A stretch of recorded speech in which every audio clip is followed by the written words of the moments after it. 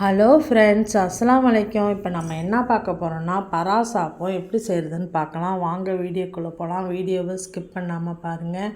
அதுக்கு நான் அரை முடி தேங்காய் எடுத்திருக்கேன். ஒரு 2 பெரிய வெங்காயம் எடுத்து நல்லா நம்ம அரைச்சிட்டு வந்துடுவோம்.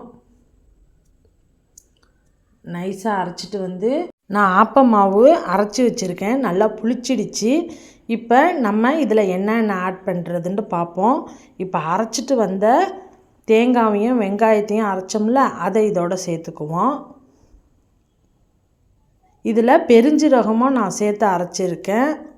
பெருஞ்சீரகம்லாம் சேர்த்து அரைச்சா தான் ஆப்பம் நல்லாயிருக்கும். இதில் மஞ்சப்பொடி 1 ஸ்பூன் கலந்துக்கலாம்.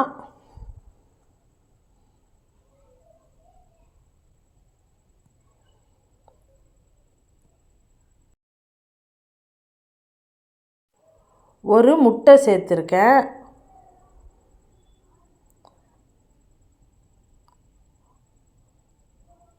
சோடா பூவு 1 ஸ்பூன்,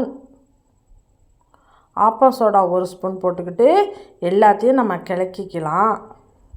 நல்லா கிளறி விடுங்க. உப்பும் 1 ஸ்பூன் போட்டுக்கோங்க. பாருங்கள், நல்லா கிளறி நல்லா ரெடி ஆயிடுச்சு. இப்போ நம்ம ஆப்பம் எப்படி சுடுறதுன்னு பார்க்கலாம்.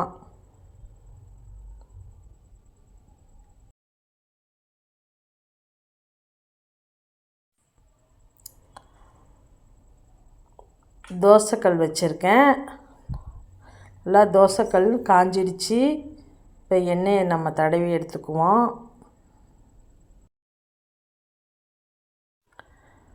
நம்ம 2 கரண்டி மாவு ஊற்றிக்குவோம். மாவு ஊற்றி தடவி நம்ம இதை மூடி போட்டு தான் நம்ம இதை சிம்மில் வச்சுக்கணும்.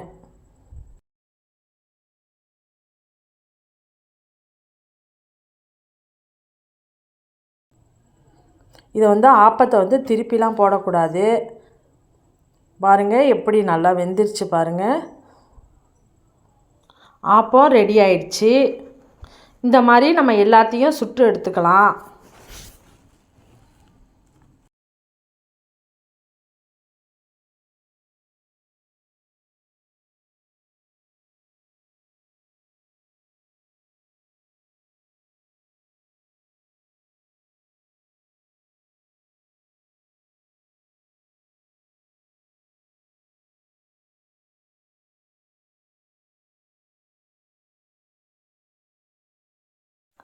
இதுக்கு நான் சைடிஷாக தக்காளி சட்னி தான் வச்சுருக்கேன். இந்த மாதிரி ஆப்பம் யாருக்கு பிடிக்கும்னு கமெண்டில் சொல்லுங்கள். இந்த வீடியோ பிடிச்சிருந்தா லைக் பண்ணுங்கள், ஷேர் பண்ணுங்கள், கமெண்ட் பண்ணுங்கள். முக்கியமாக சப்ஸ்கிரைப் பண்ணிக்கோங்க. மீண்டும் இன்ட்ரெஸ்டிங்கான வீடியோவில் மீட் பண்ணுவோம். ஓகே, பாய்.